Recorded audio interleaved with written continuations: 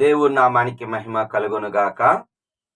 క్రీస్తునందు ప్రియమైన దేవుని బిడ్లారా, ఈ దినము మార్చ్ 4వ తేదీ లేఖన భాగము మార్కు సువార్త 10వ అధ్యాయము 1 నుంచి 31 వచనాలలో దేవుని యొక్క వాగ్దానము 16వ వచనాన్ని గమనించినట్లయితే, యేసు ప్రభువారు చిన్న బిడ్డల మీద చేతులుంచి ఆశీర్వదించెను.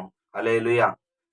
ఇక్కడ చిన్న బిడ్డలు అనగా చంటి బిడ్డలు యేసు ప్రభు యొక్క ఆశీర్వాదం కొరకు మరి దేవుడు వారి చిన్న బిడ్డలను, పాలు తాగే బిడ్డలను, చిన్న పసి బిడ్డలను మరి వారు ఎత్తుకొని తీసుకొని వస్తున్నప్పుడు యేసు ప్రభు యొక్క శిష్యులు గద్దించారు.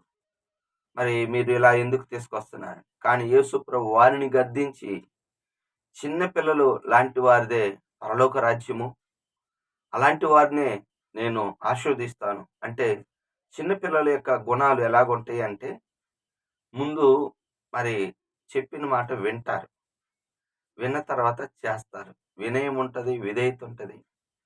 అలాగనే నమ్ముతారు త్వరగా. అలాగనే కొద్దిసేపు అరుచుకొని కొట్టుకున్న తిరిగి కలిసిపోతారు, క్షమించే గుణం.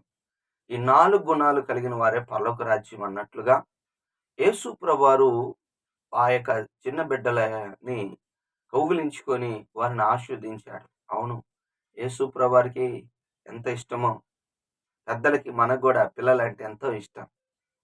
అయితే దేవుని యొక్క ఆశీర్వాదం వారి మీద ఉన్నది. అవును, ఈ దినం మనం కూడా ఆయన ఆశీర్వాదం కావాలి. చర్చికి చిన్న బిడ్డలను కూడా తీసుకురావచ్చు. ప్రభు దగ్గరికి తీసుకొచ్చి మరి దైవ సేవకుల ద్వారా ఆ దినాల్లో కాదు, నేటి దినాల్లో కానీ ఎక్కడైనా సరే మంచి ప్రొఫెషన్‌లో ఉన్నవారు, పెద్దవాళ్ళు మరి చిన్న బిడ్డలను ఆశీర్వదించటము సహజమండి. అది దైవ దీవెన కూడా. బైబిల్ కూడా సపోర్ట్ ఇస్తుంది. సంఖ్యాకాండం 27వ అధ్యాయం 23వ వచనములో మరి దేవుడు యెహోషువను ఎంచుకున్న మోషే చేతులించటం వల్ల యెహోషువ మీదకి దేవుని యొక్క ఆత్మ జ్ఞాన పూర్ణాత్మనయ్యాడు. అవును, సౌలుకి మరి దేవుడు దర్శించినప్పుడు కనుదృష్టి మరి పోయినది. ఆయన 3 దినాలు ప్రార్థన చేసుకుంటున్నప్పుడు అననీయ వచ్చి సౌలు యొక్క కళ్ళ మీద మరి చేతులుంచి ప్రార్థన చేశాడు.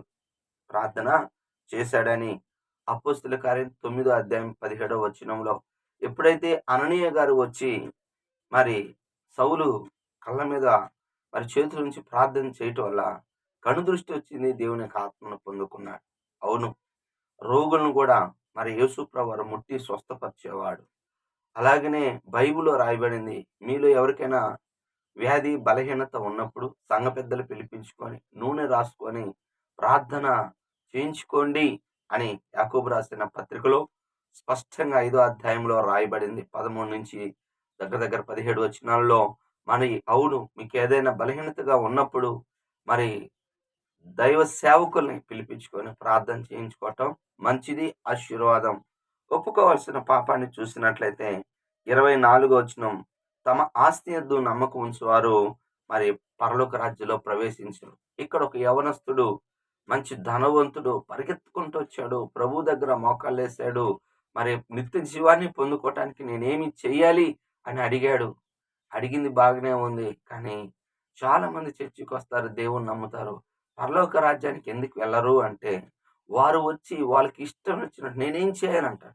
ప్రభు అంటున్నాడు, నీకు కలిగినవన్నీ అమ్మి, నేను నిన్ను ప్రేమిస్తున్నాను, నీకు ఒకటి కొదువుగా ఉంది, నీకు కలిగినవన్నీ అమ్మి నన్ను వచ్చి వెంబడించమన్నాడు. ఎంత గొప్ప ధన్యత అండి. సాక్షాత్తు ప్రభువే పిలిచినప్పుడు మరి ఎంత గొప్ప అవకాశం దేవుడు ఇచ్చాడు.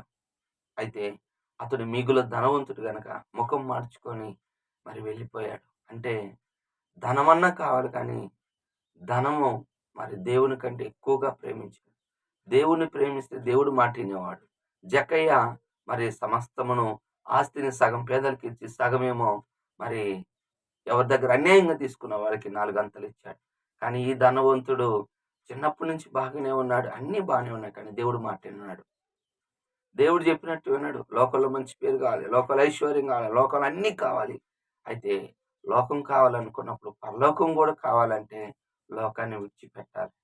కానీ ఈ ధనవంతుడు మిక్కిలి మరి దుఃఖపడతాం. కారణం ఏంటో తెలిసిన మరి తను సంపాదించింది తనకి ఇవ్వటానికి చాలా బాధాకరంగా ఉంది. అది దేవుడిచ్చింది అని నమ్మలేకపోతున్నాడు. సామర్థ్యమునిచ్చింది దేవుడే కదా! కానీ దేవుడిని విడిచిపెట్టాడు గానీ, ధనాన్ని విడిచిపెట్టలేదు. గమనించండి, మనం అలా ఉండకుండా ధనాపేక్ష సమస్తమైన కీడులకు మూలమని మొదటి తిమోతి 6:10లో రాయబడింది.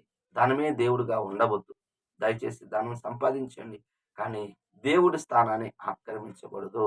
చివరిగా 28వ వచనము, యేసు ప్రభు శిష్యులు అడుగుతున్నారు, మేము సమస్తమును విడిచి నిన్ను వెంబడించాం కదా అన్నప్పుడు బైబిల్‌లో స్పష్టంగా రాయబడింది. ఏంటో తెలుసునా? మీరు నా నిమిత్తం, నా రాజ్యం నిమిత్తము మరి సువార్త నిమిత్తం విడిచిపెడితే ఇహలోకంలో హింసలతో పాటు 100 రెట్లు మీరు పొందుకుంటారు. అవును. మరి దేవుడి నామములో మరొకసారి తెలియజేస్తాను. దేవుని నిమిత్తం నువ్వేమి చేసినా గాని 100 రెట్లు పొందుకుంటావు. ఇహలోకమే గాదు, పరలోకం గూడా.